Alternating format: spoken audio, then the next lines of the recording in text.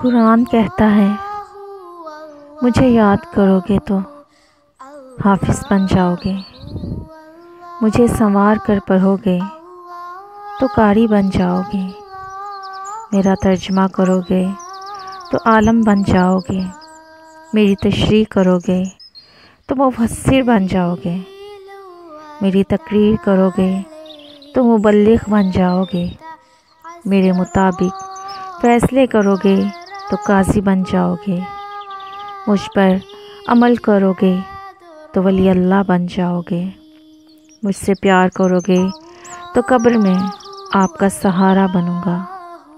या अल्लाह, हम सबको कुरान पढ़ने की तौफ़ीक़ अता फ़रमा। आमीन। अल्लाहुम्मा आमीन।